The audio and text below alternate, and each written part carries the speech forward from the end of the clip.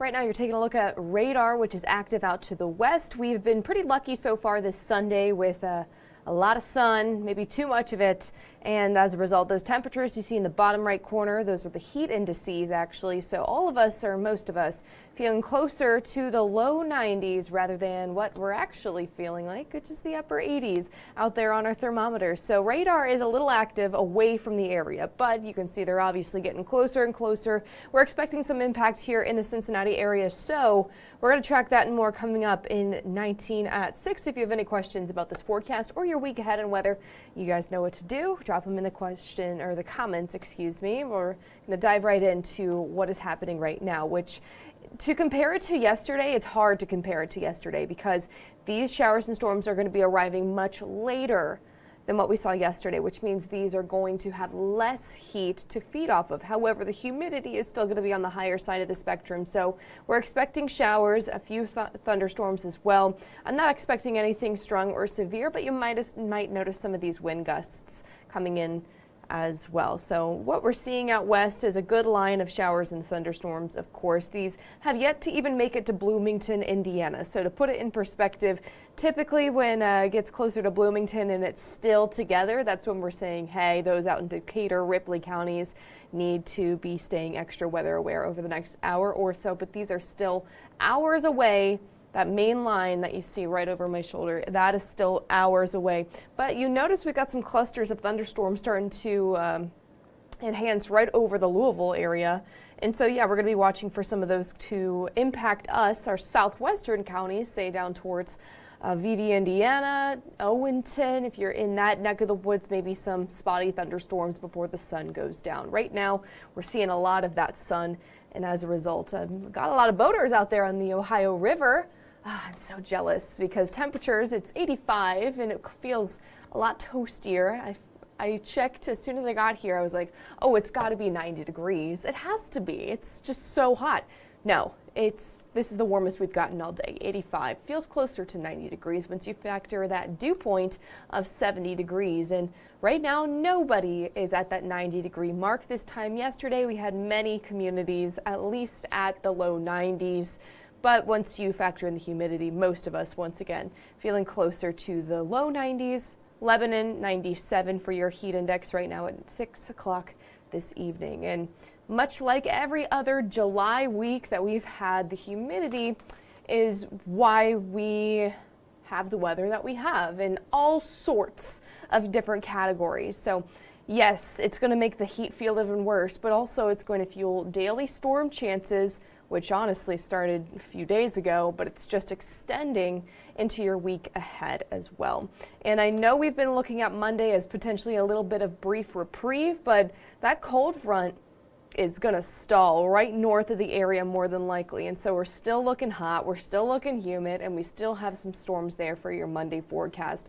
And then that humidity, while it's a very hard to notice increase in the humidity and the dew points, we do go from the mid 60s near the mid 70s by the end of the week. So it's going to be noticeable, not just in how hot it feels, but also the storm chances too. So let's get to your rain on the roof forecast, because as far as these daily rain chances go, these are going to be mainly afternoon storm chances. But Monday, Tuesday, if you need to take care of the lawns and gardens, there's more dry time in both Monday and Tuesday compared to the rest of your week ahead, which unfortunately does include the weekend now. So Wednesday and Thursday, we got scattered to widespread showers and thunderstorms, which you'll see here on our first alert forecast model. I'm seeing a little bit more of a concern for strong to severe storms with Thursday's setup, and that's because these are arriving later in the day. You see a theme here? You need the heat, you need the humidity, but you also need these storms to be arriving at the correct time, because if they arrive too early, you don't get that heat. You obviously have the humidity, but you need the heat of the day to fuel these storm chances and to fuel their severe potential as well. So again, that's going to be for Thursday. We've got our eyes on Thursday for our next batch of something that could be on the stronger side. But of course, like yesterday and kind of like what we're seeing west of the area today, these storms will strengthen very, very quickly because of that humidity and how much is available to these storms. And so each and every day does pose a risk for something strong to severe. I'm just seeing a little bit more coverage in Thursday's setup. All right, let's talk about the rest of the day today. Notice these showers and storms get closer to the area about 8 o'clock. Again, Vevey, Indiana, and Owenton, maybe as far north as Dry Ridge and Florence. The clusters of thunderstorms will start to get closer to you. But notice as the sun sets, these storms really lose a lot of steam. But then that main line starts to get closer to the tri-state around 10 o'clock as well. But I mean, you'll see the same thing happen. These will lose a lot of steam as they get closer to Cincinnati and then eventually to our eastern counties. You might not get much rain at all, if any rain, if you're tuning in from Hillsborough and West Union. However, if you're tuning in, say here in Cincinnati or west along I-75 and west, I'd say you're going to get some measurable rain tonight. And then Monday, spotty chances will follow suit. Maybe something a little bit on the stronger side southeast of Cincinnati, but there's not a severe risk out for the area. And then Tuesday rolls in. And Tuesday, it looks like the driest day. It starts off dry, you see here, and it ends dry as well. We can't rule out just some spotty storms south of Cincinnati. But of course, most of us will remain entirely dry. So how much rain are we talking? It really depends which model you ask, because it depends on how these storms tonight behave. If they arrive closer to 8 o'clock in our areas closer to Vevey, Indiana, and Owenton, which is south and west of Cincinnati, you see where the the reds and the purples are coming in. That's that prone to flooding zone. That is where we're watching for the heaviest rain to happen. And yeah, it's very close to the tri-state. So it is possible that we could get those higher totals down that direction towards Switzerland, Carroll, Owen counties, maybe even Gallatin County and northern Kentucky. But generally speaking, areas south and west of Cincinnati could very well get up to an inch of rain. I don't think we'll surpass that, just because these showers and storms are going to be weakening as they trek across the tri-state. I mean, look at this. I mean, Wilmington, maybe a 100th of an inch is possible there. But once again, it depends on where these thunderstorms, or when these thunderstorms cross into the tri-state. And of course, the timing is very important on that, because the later these arrive, the less heat that they have to work with. All right, let's talk about the midweek, because the difference between Wednesday and Thursday is how much heat is available for these storms to work with. Because let me back this up. I want to show you Wednesday's potential is arriving a little earlier than Thursday's. This model suggests as early as the lunchtime hour for those west of Cincinnati, and then that'll push east by the time the evening hits. Whereas Thursday is something different. I'm seeing Thursdays arriving closer to the dinner time hours rather than lunchtime. You see what I mean? We're able to tap into those 100-degree heat indexes and therefore have that heat, that humidity, and the lift all necessary for these potentially severe storms to pop off. Again, it's not a widespread concern. It's just the day that I'm looking at to have the greatest potential is Thursday. And even if you don't get the storms, you almost wish that you would, because heat indexes on Thursday are going to be near 100 degrees, and that's the trend that we're going to be following suit. And then these storms are more than likely going to overlap into your Friday morning commute. So something you'll want to keep in mind in that 7-day forecast is, while most of these storm chances are afternoon storm chances, there are some days in which the morning commutes could be impacted as well, the overnights too. So Monday, tomorrow, spotty thunderstorms. We're going to notice a bit of puddles out there for the morning commute. No widespread storms expected for any part of your Monday or your Tuesday. And Tuesday, we're still forecasting highs near 90, 89 feels closer to the middle 90s. Wednesday, Thursday, they look identical on this 7-day forecast, but the forecast, once you read into it, is different, because Wednesday's timing is a little bit earlier. We're still able to hit 89 degrees, I think. And then Thursday, these storms come in later. It feels closer to 100 degrees because of humidity on the increase, on the up and up, if you will. And so some of those storms towards the late afternoon to early evening do bear watching. I think it's mainly going to be the setup that we saw last night, in which we have strong wind gusts prompting a few warnings, and then heavy rain and frequent lightning. It's your typical summer storm setup. Of course, we'll let you know if anything changes, but we've got our eyes on Thursday. Friday, Saturday, Sunday. Scattered thunderstorms in each and every one of those days. I'm really just not seeing anything that's bringing in that cooler air to change this pattern. And so buckle in for the ride. It's going to be sticking around for a while. Those near mid 90 degree heat indexes and scattered storm chances each and every day. No washouts. Most of these are afternoon storm chances, except for Wednesday and maybe a little bit of Friday as well. We'll go ahead and see if we have any questions coming into our comments section. Yeah, we got a good amount of questions coming back. Molly Pollock. Hello, Erin. Is Pleasant Plain going to get showers tonight? So Pleasant Plain, great question. I think you guys will get some rain tonight. I don't think you'll get the heaviest rain. You might not even get some rumbles of thunder, but I think you'll get some because these showers and storms that are, am I full screened? I am full screened. Okay. I'm going to bring you back to the radar image to show you what I'm looking at here. So the first impact of the tri-state are going to be these clusters of thunderstorms near Louisville. These are lifting north and east about 30 to 40 miles per hour, and they'll be impacting, of course, Carroll, Owen, Switzerland, maybe southern Ripley counties within a little bit closer to 8 o'clock tonight. Again, not exactly racing towards the tri-state, but they're not slow movers. We've seen slower. But for Pleasant Plain, Molly, I think you'll have to wait for this second batch to arrive, which it obviously is producing severe thunderstorm warnings away from the tri-state closer to Evansville, Indiana, but we're expecting the arrival time here in the tri-state, so not Pleasant Plain, but Decatur County, closer to 10. So Pleasant Plain, you'll get the leftovers of anything that is left behind by this, which may be a few rumbles of thunder, but I'm just expecting some rain to be pushing into parts of eastern Hamilton, Claremont, Warren counties, maybe even as far east as Brown and western Clinton counties. Thanks for tuning in, Molly. I appreciate that. Joe's saying, I have a question you never wrote back. I wrote on Instagram. I don't have my DMs open on Instagram, Joe. Thank you for tuning in. You're ready for winter. We've hit the point of summer where it's rinse and repeat, right? Thanks for tuning in. Susan, hopefully we can get rid of some of the humidity for a little while. Thank you for the information. Yeah, the humidity is really what's got that hold on our weather pattern, and therefore it makes the heat feel even worse. It also gives us these foggy mornings, and not to mention the storm chances. We've had storms almost every single day, or it seems like every single day. Crystal also agreeing. I am so over all this rain and humidity. Yeah, it's July, that's for sure, and we're not gonna break this pattern for the next 7 days at least. Is unfortunate. Crystal saying, what's the weather looking like in Bethel? Bethel, you're cooking right now. It's very hot.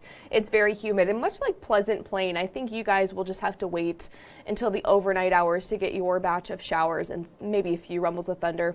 These are arriving overnight. Not expecting anything strong or severe for you guys down in southern Claremont County. Thanks for tuning in, Crystal. I appreciate it. Melvin, hi Erin, is it going to rain tomorrow? In spots, Melvin. I think it's just going to be dependent on where we see all the ingredients coming together, and these are mainly going to be something left over in the morning commute. Unfortunate, but likely. And then in the afternoon, maybe some spotty thunderstorms popping up here and there. Nothing strong and nothing severe. Thank you, Melvin, for tuning in. Scott saying, I pray August is a drought month. How it would be since it's done nothing but rain for 3 months, but I hope August, no rain. And that's when we start to enter, drought. We never want to wish upon a drought because it starts to impact a whole slew of things. We saw it in the drought last year. We're still feeling the effects of it, and I'm sure I'm not doing it enough justice by talking about it because I don't feel the direct impacts of a drought like this. I only really talk about it. So hopefully we do get a manageable amount of rain, enough for people to work with, but not too much, right? Thanks for tuning in, Scott. Neil tuning in, will the power be going out again when the sun is shining? I don't think so, unless you're tuning in from parts of very southwestern Indiana, which we're seeing some severe thunderstorm warnings popping off because of those severe wind gusts. Crystal's tuning in. It's awful outside. It is going, it's pretty toasty. If you're not at the pool, go to the pool. If you're not on the Ohio River on your boat, get on your boat, get some ice cream, and do it for two because I wish. Thanks for tuning in. Scott's still asking, is August a dry month? No, probably not. Gina's asking, will Loveland get rain? Yeah, I think Loveland will get a little bit of rain overnight. Nothing to compare to yesterday, in which Loveland was under one of those severe thunderstorm warnings. Maybe it will wake you up, but it's nothing to compare to yesterday. Again, what you see here on your screen, that line that's approaching parts of, it's just now crossing into Indiana. It's not crossing into us quite yet, so we still got plenty of time before these storms arrive in the tri-state, let alone Loveland in northern Claremont County. So I think we're more than likely, if you're tuning in from Loveland, Gina, going to be seeing these showers and storms as mainly some moderate showers. You might wake up, notice a few extra puddles out there, and you might not even wake up in general to much rain at all. So thanks for tuning in, Gina. Chelsea's tuning in. I'm in Florence. We haven't had much rain at all. So any day I don't have to water my gardens is a great weather day. Yeah. I mean, I think Florence, you're still in contention for some of these clusters of thunderstorms near Louisville. But once again, these don't really seem to have a lot of steam with them, and they pulse up and they fizzle away. So you in Florence may have to very well wait for that same line of thunderstorms that the rest of us are going to have to wait as well. Katie's asking, is it going to storm in Hamilton? If so, when? So Hamilton, that's central Butler County. That's going to be closer, I'd say, to midnight, because these showers and thunderstorms, not only are they going to be weakening as they approach the area, but they're not exactly racing towards the area. So once again, you got several hours out that direction. Thanks for tuning in, Katie. Ripley County, Indiana, there's a good question. So Ripley County, you're kind of in the sweet spot. You could very well get some of these thunderstorms with the clusters that you see down towards Louisville lifting into the area, in your area, over the next couple of hours. So maybe close to 8 o'clock, but more moderate showers, maybe a little bit more of those gusty winds will be coming in from the west later, closer to 10 o'clock. So scattered action possible around 8, more moderate showers closer to 10. Thanks for tuning in, Neil. West Claremont, so again, parts of Claremont County, where a lot of you seem to be tuning in. I think you guys will get showers mainly, and maybe a few rumbles of thunder, and that'll be closer to about midnight. These showers and storms are going to be pushing into, I'm going to clarify, because I say showers and storms as if there aren't two rounds with this. So back to full screen, we've got this. We've got a line of clusters of thunderstorms that are going to slowly be lifting into parts of Owen, parts of Carroll, we've got Switzerland, even southern Ripley County. Like I had mentioned to Neil, you could very well get some of these clusters within the next couple of hours, so closer to 8 o'clock. Claremont County, I'm not worried about that for you. You could very well get some showers and thunderstorms with this line, which, let me see if, yeah, you can see it right now. This line that hasn't even crossed into Indiana, which means you've got hours before it arrives to us here in the tri-state, which means you got an extra 2 hours before it arrives to Claremont County.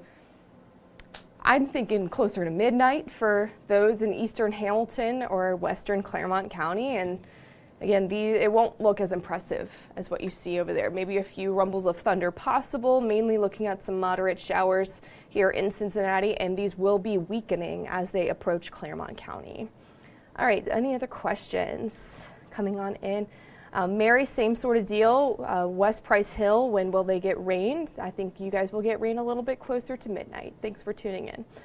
Darla, good evening, Erin. When will Aurora see any storms? Aurora is in a good spot, too, to get not only this first chance with some clusters of thunderstorms near 8, but maybe more persistent showers towards around 10 o'clock. So kind of like Neil and Ripley, you down towards Aurora could get some of these scattered, like these clusters of thunderstorms that are now nearing Louisville, but more moderate showers, more impactful showers will arrive with that second batch that is pushing through the Illinois-Indiana state line. Thanks for tuning in. Jules tuning in from Oklahoma. It's been raining there all weekend. Yeah, the Central Plains and a little bit south and west towards Texas. You guys just can't catch a break. Hopefully you guys can very soon, and I'm wishing the best for you all. Katie saying, love, love, love storms in Hamilton. Katie. Thank you for the laugh. I appreciate that. I love storms too, especially if they are below severe limits and I can stay home. They're my favorite kind of storms because I open the windows, I let the cool air in, and I just listen to the rain. So hopefully we get some of those here in Cincinnati as well. Okay, I'm going to go ahead and cut it off right there. I appreciate you all tuning in this afternoon. It is 6:20. You can catch our latest forecast, not just on the storm chances that we're seeing right now for tonight, but for the rest of your week on our website, fox19.com, and of course that First Alert weather app. That is very handy to have, especially when we have these nocturnal storms. I just combined the word nocturnal and storms. Anyways, that First Alert weather app is really handy to have because you just flip your phone off silent and you will literally hear Steve Horsemeyer's voice saying if there's any severe weather in your area. Very handy to have, and I highly recommend it. Even if you're not in the tri-state, even if you're on vacation, it follows your location if you allow it to do so. So if you're in Florida for the week, it'll still let you know if there's lightning in your area. It's really, really good tool to have, so I couldn't recommend it more. But for now, I'm going to go ahead and sign off here in Queensgate. I appreciate you all wanting to stay weather aware this Sunday evening and have a great week ahead, and do your best to stay cool.